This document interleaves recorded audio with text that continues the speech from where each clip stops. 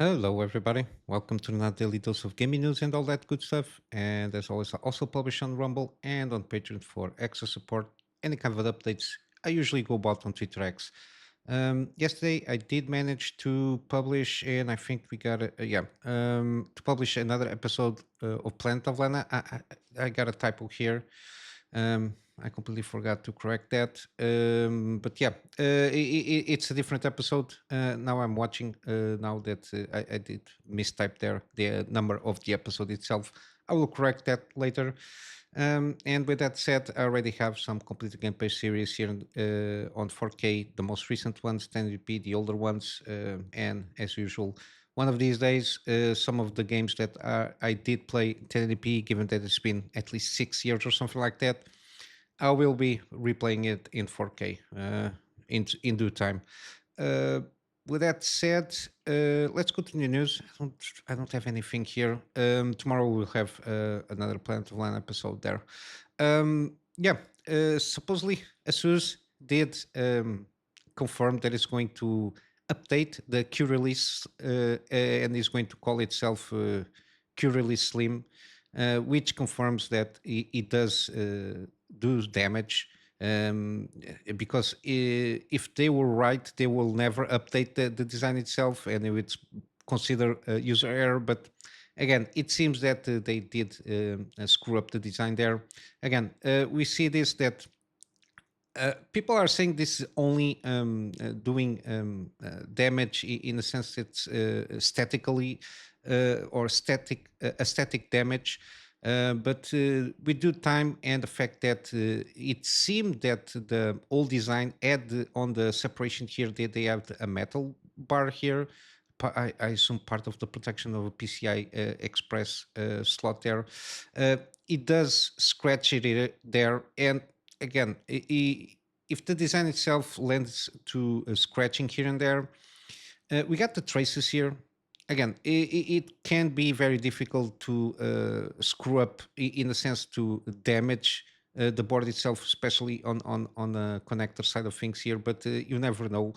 When you design something like this, you have to take into account that there's going to be a very sloppy person or very considerable amount of numbers of people that or don't know what they're doing, or they are sloppy and can screw up and use the design itself in not the most optimal way. And yeah, I think again, even the design itself, the fact that you have to do it at a specific angle so it doesn't have any incur any kind of damage. I don't think it's the best way to go about it. Again, we got the I think yes MSI or other brands usually use like the button stuff around here, which is more accessible and it doesn't lend itself usually in any kind of damage as we saw with this Q release kind of shenanigans happening here. Again, the revision here, they basically removed the metal I don't know bracket thingy there that was protecting there supposedly the slot on the PCI Express there. Again, it again this um, uh, supposedly quality of life features in these very extreme expensive motherboards. Sometimes it just backfires. Yeah. Again, I think that little button usually that it's around here near the RAM and the such might be more accessible, given that usually that space there doesn't occupy anything. I think it's a better solution overall than this kind of Q release kind of a thing happening here. Because again, if it does incur in user error in most if not a lot of cases, I think they should backtrack and try to get around and at least copy per se the competition, because I don't think this is one of the things that is going to make a huge difference when you're buying a high-end motherboard. I think technical specifications on the MOSFETs and how you cool the power delivery and the connections that the motherboard itself has and the quality of components. I think it's more worth than just a Q release kind of a pony trick there. But yeah.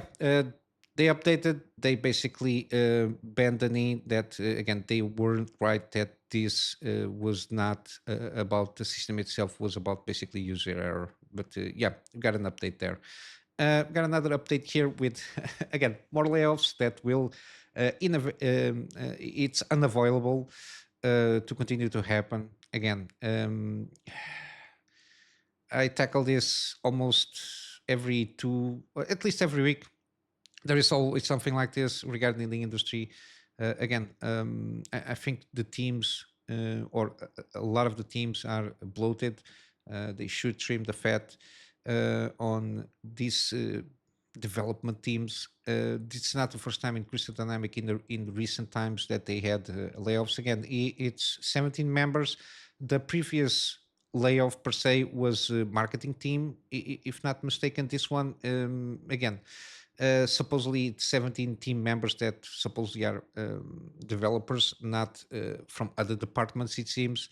But then again, it comes around with how they announce these things and the way they it is worded. Again, it's contradictory to itself because they say that they made a difficult decision to reduce their workforce by 17 talented team members. They say they didn't take the decision lightly, as usual, and ultimately, this step was necessary to better align our current business and needs of the studio future success. And usually, they always put this caveat: it is not a reflection of the dedication or ability of those affected. Again, if you have dedicated people, then their ability to produce the work that is needed to be done is excellent. Why the fuck did you fire those guys? Again, it's one of those things that it's a conundrum by itself, and you only have two things: is they are so good, and for that they needed to get paid more because they are so good on that team, or the second option, which usually it's the most reflected one, they didn't perform at what the minimum KPIs or whatever numbers they usually guide themselves through, and so they have to cut the fat there on that studio a little bit more. Again, we all know Crystal Dynamics' more well-known legacy of Kane and Tomb Raider. They were involved, and I did enjoy the latest trilogy of Tomb Raider. Legacy, I can never play those games. Gex, I know by name, it's like a lizard game, kind of a Sonic kind of a thing there. Those kind of games. But yeah, I don't see the future going very bright for Crystal Dynamics because of some changes there. They are under Embracer Group. They were sold out, I think, a few years ago after the Tomb Raider, the latest Tomb Raider game was launched. Uh, I think there again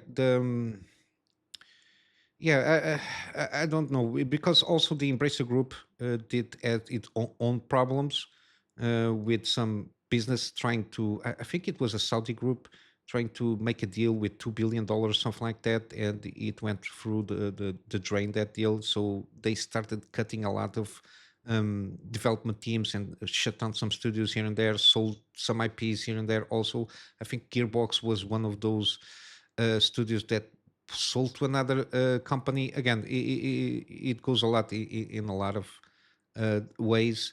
But yeah, it's one of those things for you to maintain, or at least trying to maintain a healthy development team or a healthy studio with future prospects. Sometimes no, you really need to trim the fat of and let go of people that are not doing well enough for the needs of the company itself. It's what happens. It happens in every industry. It's not something that it's plaguing only the gaming industry. But yeah, they I don't know. Supposedly they are working on Tomb Raider IP stuff there. I think there is a Amazon series that's supposed to come out. I know there was a movie, an animated movie for Tomb Raider, which was very bad. Again, in terms of from what they came about here, the trilogy itself, the latest one, which is the Tomb Raider, Rise of Tomb Raider, and Shadow of Tomb Raider, if not mistaken. I think it's a pretty decent trilogy. At least I played the first two games. I need to play the third one, but it seems to be pretty consistent between all of these three games, and it's a good adventure game there. In other stuff, we got No Man's Sky again, another update. This one is called Relics, which basically adds the mechanic of I was about to say Spelunky, but it's not. It's basically digging bones and put yourself a museum with those remains, kind of archaeological kind of a thing there. Again, plus all the other stuff they've always been doing here. Again, this is kind of a new system dedicated more to this, and there is stuff that while you try to dig out for, in terms of archaeology, like dinosaurs and all that jazz, then you can set up the system of bringing up a museum and do some exhibitions. Some trading systems also involved with this regarding fossils, and there is also some it seems golems or ancient robots or something like that that by mistake I think you can't dig up and you have to fight. So there is that little tweak on that mechanic also, which is very interesting. But yeah, again, as you can see, the list is huge. And then again, they also always patch a little bit more the game and try to make it much streamlined with some quality of life stuff there. Again, still some cooking systems that is being patched up, optimization, bug fixes a lot. Again, watch the trailer. It's very enticing if you're playing the game already. Again, this is a free update as usual since the launch. I think we are reaching 30 updates that like this that had been launched since the game came out. But yeah, it's always interesting to see. Again, this is a huge game. I don't know if I'm going to delve in the No Man's Sky universe, but yeah, it's very enticing. The game does seem to be delivering what it promised at the time of the launch there. We got also another showcase. This is the AAA initiative. It's going to have a showcase April 10th. I watched the trailer or the teaser trailer. I think there are some games that I'm interested here on the trailer, at least because it was very short burst, kind of almost screenshots of the game itself, like a couple of frames of each game. And I think I remember seeing a couple of games that I've been following here and there. The most knowledgeable that I am is 11-bit Studios. We got the alters coming out. Supposedly, they delayed the game to I don't know patch a little bit more. And again, you got all of these studios that are going to show up on this showcase. Again, they made a point of saying that there is no host, no ads on the game. It's just pure gameplay. Probably some deep dive from I don't know a game that is coming close to launch date to delve a little bit more on that game itself. But yeah, for the or over for the announcements. Again, a lot of games here. I'm interested in checking out what they have to offer. Given that the uh, double A and indie scene it seems to be pretty healthy in these days. At least they're trying to take chances and deliver some interesting experience. But yeah, April 10th, I will try to check this one out and then make give my opinion regarding that. We got this also Grimdark Romanian folklore again. Very interesting. The game is called Moroi. I think that's how it's called. It's going to be launched April 30th, so end of the next month for $20. It seems like an isometric twin stick shooter, something like that, with a lot of roguelike elements, at least from the trailer. Very interesting, very dark, very. It seems very maddening in terms of the setup there. But basically, the hook here is you awake to find yourself a prisoner within a living nightmare. Your name, your past gone, but not the record of your misdeeds, your crimes beyond comprehension, your conviction incontestable, your sentence eternal. The need to escape and set things right undeniable. Again, it's one of those things very dark, kind of m- m- in that area, Romania, the Polish kind of folklore that they have here, that more darker one, it's always very intriguing to me. I think it will go in line similar to I don't know, The Witcher, but in the darkest parts there and how they tackle that thing. Again, that middle, I was about to say Middle East, not Middle East, middle of European kind of folklore that they have there is very interesting. That's why you have Dracula and all that jazz from that region. But yeah, it enticed me. There is a demo out now, so we have time to see if the demo is good enough to entice people to buy the game. I'm already downloaded the game, the demo, sorry, and I'll see if I can play a little bit there. Again, it's been difficult for me to get some time to dedicate some time for these demos that are on my wish list. But yeah, very interesting stuff there.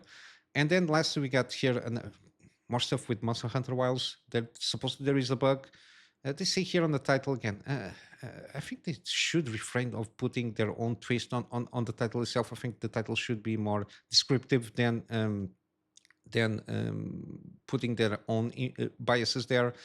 It says there is a bug that it's sweet revenge for those stuck at 30 frames per second. Again, I don't know what's the point of that title there, but basically it seems that there is some multi-hit stuff there that it's tied to game or sorry the game logic, it's tied to the frame rate in certain aspects, it seems, which usually it's something that I don't like, having some game logic tied to the frame rate, which means that the more frame rates that you got, the thing will function in a way that it's not supposed to be.